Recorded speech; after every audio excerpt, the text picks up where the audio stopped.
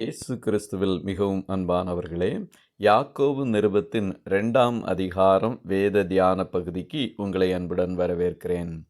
2ஆம் அதிகாரத்தை முக்கியமாக 2 பிரிவுகளாக பிரிக்கலாம்.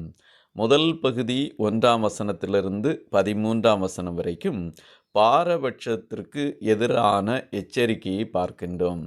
2வது பகுதி 14ஆம் வசனத்திலிருந்து 26வது வசனம் வரைக்கும் செயலில்லாத செத்த விசுவாசத்தை குறித்து நாம் படிக்கின்றோம். இந்த 2 பகுதிகளையும் சிறிய 3 பிரிவுகளாக பிரித்து நாம் தியானிக்கலாம். முதல் பகுதி பாரபட்சத்திற்கு எதிரான எச்சரிக்கை. 1ஆம் வசனத்திலிருந்து 4ஆம் வசனம் வரைக்கும் பாரபட்சம் கூடவே கூடாது என்பதை வேதம் நமக்கு தெளிவுபடுத்துகின்றது. முதல் வசனம், என் சகோதரரே, மகிமையுள்ள நம்முடைய கர்த்தராகிய இயேசு கிறிஸ்துவின் மேலுள்ள விசுவாசத்தை பட்சபாதத்தோடே பற்றி கொள்ளாதிருப்பீர்களாக. ரோமர் 2ஆம் அதிகாரம் 11வது வசனத்திலே தேவனிடத்தில் பட்சபாதம் இல்லை என்று எழுதப்பட்டிருக்கிறது. அதே போல லேவியராகமம் 19ஆம் அதிகாரம் 15வது வசனத்தை நாம் படிக்கும்போது, சிறியவனுக்கு முகதாட்சியண்யம் செய்யாமலும் பெரியவனுடைய முகத்துக்கு அஞ்சாமலும் நீதியாக பிறனுக்கு நியாயம் தீர்ப்பாயாக என்று எழுதப்பட்டிருக்கிறது. அதே போல உபாகமம் 1ஆம் அதிகாரம் 17வது வசனத்திலே நியாயத்திலே முகதாட்சண்யம் பாராமல் பெரியவனுக்கு செவி கொடுப்பது போல சிறியவனுக்கும் செவி கொடுக்க கடவீர்கள் என்று வேதம் நமக்கு மிக தெளிவாக சொல்லியிருக்கிறது. ஆகவே நாம் பட்சபாதத்தோடு இந்த உலகத்திலே நியாயம் தீர்க்காதபடி அனைவரையும் சமமாய் நடத்துவதற்கே நாம் அழைக்கப்பட்டுள்ளோம் என்பதை புரிந்து கொள்ள வேண்டும். 2ஆம் அதிகாரம் 2ஆம் வசனத்திலிருந்து 4ஆம் வசனம் வரைக்கும் எப்படியாய் திருச்சபையிலே மனிதர்கள் நடந்து கொள்ள வேண்டும் என்பதை குறித்து அறிவு நமக்கு போதிக்கப்படுகின்றது. பொன் மோதிரமும் மினுக்குள்ள வஸ்திரமும் தரித்திருக்கிற ஒரு மனுஷனும் கந்தையான வஸ்திரம் தரித்திருக்கிற ஒரு தரித்திரனும் உங்கள் ஆலயத்தில் வரும்போது, மினுக்குள்ள வஸ்திரம் தரித்தவனை கண்ணோக்கி, நீர் இந்த நல்ல இடத்தில் உட்காரும் என்றும், தரித்திரனை பார்த்து, நீ அங்கே நில்லு அல்லது இங்கே என் பாதபடி அண்டையிலே உட்காரு என்றும் நீங்கள் சொன்னால், உங்களுக்குள்ளே போதகம் பண்ணி தகாத சிந்தனைகளோடே நிதானிக்கிறவர்களாயிருப்பீர்கள் அல்லவா? இப்படிப்பட்ட மாறுபாடான வாழ்க்கை உங்களுக்குள்ளாய் இருக்கக்கூடாது. ஒருவேளை பெரிய பணக்காரனாய் வசதி உள்ளவர்களாய் அறிவுள்ளவர்களாய் இருந்த ஒருவருக்கு முக்கியமான இடத்தையும் அறிவில்லாதவர்களுக்கு பாரபட்சம் பாராட்டி தரித்திரருக்கு ஏழைகளுக்கு இன்னொரு இடத்தையும் கொடுப்பது தவறு என்பதை வேதம் தெளிவாய் நமக்கு சொல்லுகிறது. ஆகவே பட்சபாதம் கூடாது. 2வது பகுதியாக 5ஆம் வசனத்திலிருந்து 7 வரைக்கும் ஏழைகளாய் தரித்திரராய் இருக்கிறவர்கள் கர்த்தரின் பார்வையிலே மதிப்பு மிக்கவர்கள் என்பதை வசனம் நமக்கு தெளிவுபடுத்துகின்றது.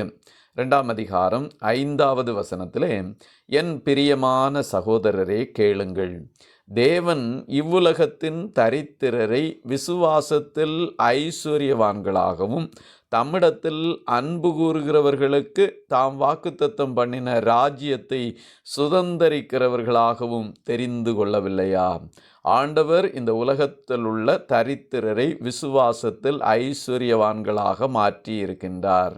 லூக்கா எழுதின நற்செய்தி நூலின் 6ஆம் அதிகாரம் 20வது வசனத்திலே இயேசு தம்முடைய சீசர்களை நோக்கி பார்த்து, தரித்திரராகிய நீங்கள் பாக்கியவான்கள், தேவனுடைய ராஜ்யம் உங்களுடையது என்று அழைக்கின்றார். தரித்திரராய் ஒருவேளை ஏழைகளாய் இந்த உலகத்தில் இருக்கிறவர்களும் ஆசீர்வதிக்கப்பட்டவர்கள், தேவனுடைய ராஜ்யம் அவர்களுடையது என்பதை கர்த்தர் கட்டளையிடுகின்றார். ஆகவே ஏழைகளை ஒடுக்காதபடி பட்சபாதம் பண்ணாதபடி கர்த்தருடைய பார்வையிலே மதிப்புமிக்க இவர்களை நாம் கனப்படுத்த வேண்டும் என்பதையே இந்த வேத பகுதியிலிருந்து நாம் புரிந்து கொள்ளுகின்றோம். 3வதாக நாம் பட்சபாதம் செய்வது ராஜரீக பிரமாணத்திற்கு எதிரானது என்பதை 2ஆம் அதிகாரத்தின் 8ஆம் வசனத்திலிருந்து 13ஆம் வசனம் வரைக்கும் உள்ள பகுதியிலே கற்றுக்கொள்ளுகின்றோம். 2ஆம் அதிகாரம் 8ஆம் வசனத்திலே, உன்னிடத்தில் நீ அன்பு கூறுவது போல பிறனிடத்திலும் அன்பு கூறுவாயாக என்று வேத வாக்கியம் சொல்லுகிற ராஜரீக பிரமாணத்தை நீங்கள் நிறைவேற்றினால் நன்மை செய்வீர்கள். ஆகவே ராஜரீக பிரமாணத்தின் அடிப்படையிலே நாம் எப்படி நம்மில் அன்பு கூறுகிறோமோ அதே போல நமக்கு அடுத்தவர்களிடத்திலும் நாம் அன்பு கூற வேண்டும். மத்தேயு 22ஆம் அதிகாரத்தின் 37ஆம் வசனத்திலிருந்து தொடங்கி 40ஆம் வசனம் வரைக்கும் நாம் படிக்கும்போது இந்த ராஜரீக பிரமாணத்தை குறித்து சொல்லப்பட்டிருக்கிறது.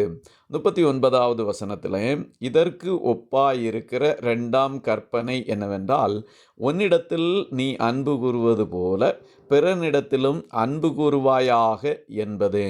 இவ்விரண்டு கற்பனைகளிலும் நியாயப்பிரமாணம் முழுமையும் தீர்க்க தரிசனங்களும் அடங்கி இருக்கிறது என்றார். ஆகவே இரட்சகராகிய இயேசு கிறிஸ்து நமக்கு ஏற்படுத்தி தந்த ராஜரீக பிரமாணம் நாம் யாராயிருந்தாலும் சரி, ஏழைகளாயிருந்தாலும் பணக்காரர்களாயிருந்தாலும் நம்மை போல அவர்களிடம் அன்பு கூற வேண்டும் என்பதையே. இதைத்தான் லேவியராகமும் 19ஆம் அதிகாரம் 18ஆம் வசனத்தின் பின்பகுதியிலே, உன்னிடத்தில் நீ அன்பு கூறுவது போல் பிறனிலும் அன்பு கூறுவாயாக, நான் கர்த்தர் என்று உரைக்கிறார். அன்பானவர்களே, பழைய ஏற்பாடும் புதிய ஏற்பாடும் நிச்சயமாகவே நாம் ராஜரீக பிரமாணத்தை பின்பற்ற வேண்டும் என்பதை தெளிவுபடுத்துகின்றது. ஆகவே இனம், மொழி, நிறம், பட்டம், பதவி, செல்வம், செல்வாக்கு, இப்படி பல்வேறு விதமான பாகுபாடுகள் சபையில் தலை தூக்கக்கூடாது, அவற்றிற்கு நாம் ஆதரவாளர்களாய் இருக்கக்கூடாது என்பதையே தெளிவுபடுத்துகின்றது. 2ஆம் அதிகாரம் 9வது வசனத்திலே, பட்சபாதமுள்ளவர்களாய் இருப்பீர்களானால் பாவம் செய்து மீறினவர்களென்று நியாயப்பிரமாணத்தினால் தீர்க்கப்படுவீர்கள். ஆகவே பட்சபாதம் கூடவே கூடாது என்பதை வேதம் நமக்கு மிக மிக தெளிவாக சொல்லுகின்றது. 13ஆம் வசனத்திலே, ஏனென்றால் இரக்கம் செய்யாதவனுக்கு இரக்கமில்லாத நியாய தீர்ப்பு கிடைக்கும், நியாய தீர்ப்புக்கு முன்பாக இரக்கம் மேன்மை பாராட்டும். நம்முடைய வாழ்க்கையிலே நாம் இரக்கம் உள்ளவர்களாக இருக்க வேண்டும். லூக்கா 6ஆம் அதிகாரம் 36, 37ஆம் வசனங்களிலே, உங்கள் பிதா இரக்கமுள்ளவராயிருக்கிறது போல நீங்களும் இரக்கமுள்ளவர்களாயிருங்கள், மற்றவர்களை குற்றவாளிகள் என்று தீர்க்காதிருங்கள், மற்றவர்களை ஆக்கினைக்குள்ளாகும்படி தீர்க்காதிருங்கள், விடுதலை பண்ணுங்கள், அப்பொழுது நீங்களும் விடுதலை பண்ணப்படுவீர்கள் என்பது தெளிவுபடுத்தப்பட்டிருக்கிறது.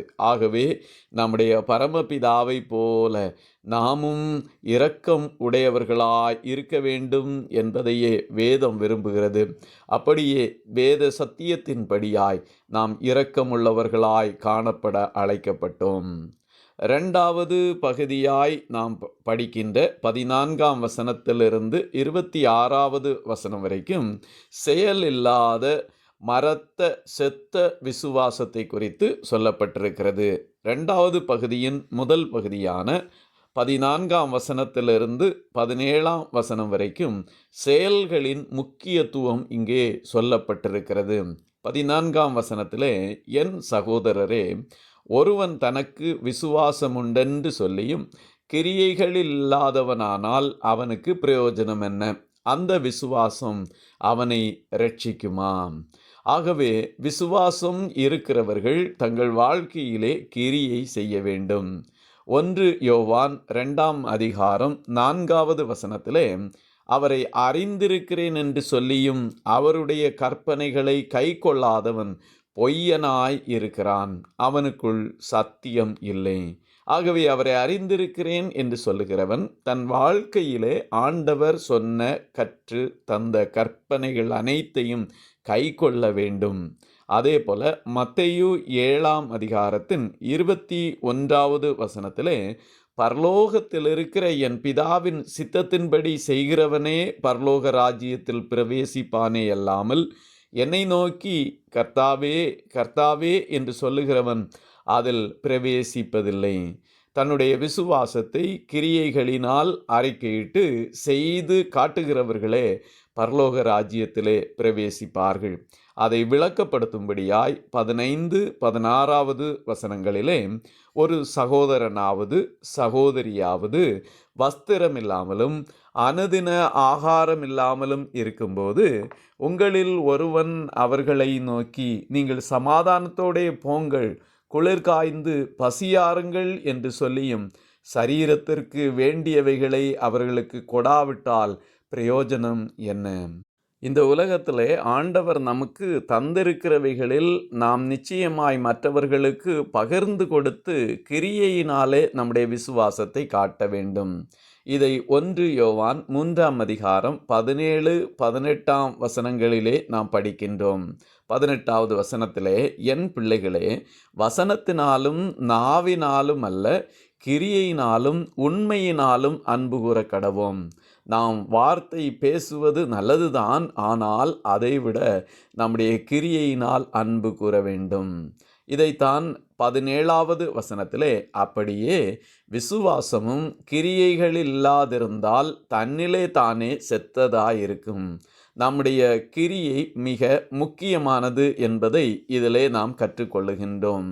ரோமர் 2 வசனத்திலே, நியாயப்பிரமாணத்தை கேட்கிறவர்கள் தேவனுக்கு முன்பாக நீதிமான்கள் அல்ல, நியாயப்பிரமாணத்தின்படி செய்கிறவர்களே நீதிமான்கள் ஆக்கப்படுவார்கள், கிரியை நடப்பிக்கிறவர்களே நீதிமான்கள் ஆக்கப்படுவார்கள் என்பதை இதிலே நாம் படிக்கின்றோம். ஆகவே நம்முடைய வாழ்க்கையிலே இருதயத்திலே விசுவாசிக்கிறோம் என்று சொல்வதை விட விசுவாசித்த நாம் அதை நம்முடைய செயலிலே காட்ட வேண்டும். 2வது பகுதியான 18 வசனத்திலிருந்து 20 வசனம் வரைக்கும் விசுவாசமும் செயல்களும் என்பதை குறித்து இந்த பகுதி நமக்கு கற்றுத்தருகிறது.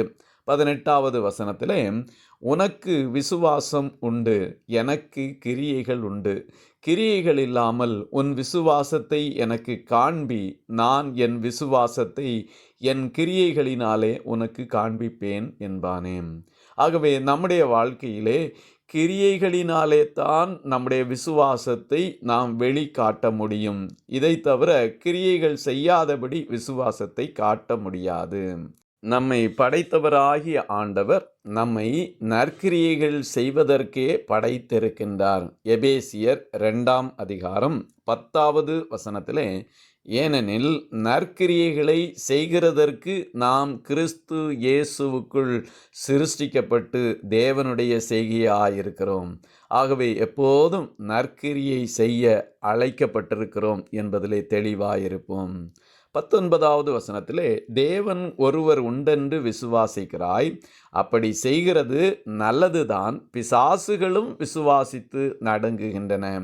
நிச்சயமாகவே பிசாசுகளும் விசுவாசிக்கின்றன. இதை பல முறை நாம் சுவிசேஷ புத்தகங்களிலே படிக்க முடியும். எடுத்துக்காட்டாக லூக்கா 4 33-34 வசனத்திலே, அசுத்த ஆவி பிடித்திருந்த ஒரு மனிதன் வந்து அசுத்த ஆவியினாலே சொல்லுகின்றான், உம்மை இன்னார் என்று அறிவேன், நீர் தேவனுடைய பரிசுத்தர் என்று உரத்த சத்தமிட்டான். இப்படி விசுவாசித்து நடுங்கினாலும் ஆண்டவருடைய வசனத்துக்கு பிசாசுகள் கீழ்ப்படுகிறதில்லை. ஆகவே விசுவாசிக்கிற நாம் நம்முடைய செயல்களினாலே விசுவாசத்தை வெளிக்காட்ட அழைக்கப்பட்டிருக்கிறோம். 3வது பகுதியான 2 உதாரணங்கள் சொல்லப்பட்டிருக்கிறது. 21 வசனத்திலிருந்து 26 வசனம் வரைக்கும் ஆபிரகாமும் ராகாவும் ஒரு சிறந்த உதாரணங்களாக சொல்லப்பட்டிருக்கிறார்கள். விசுவாசித்தார்கள், அவர்கள் தங்கள் விசுவாசத்தை செயலிலே காட்டினார்கள். அதே போல ஆண்டவருடைய பிள்ளைகளாகிய நாம் விசுவாசிக்கிற விசுவாசத்தை நம்முடைய செயல்களினாலே காட்டுவதற்காக அழைக்கப்பட்டிருக்கிறோம். செயலற்ற விசுவாசம் செத்ததாயிருந்து பயனற்றதாய் மாறி போகிறது. பயனுள்ளவர்களாய் நாம் உண்மையுள்ள உயிருள்ள விசுவாசமுடையவர்களாய் காணப்படுவோம். பட்சபாதம் பண்ணாமல் இருப்போம். கர்த்தர் நம்மை ஆசீர்வதித்து நடத்துவாராக. ஆமீன், ஆமீன், ஆமீன்.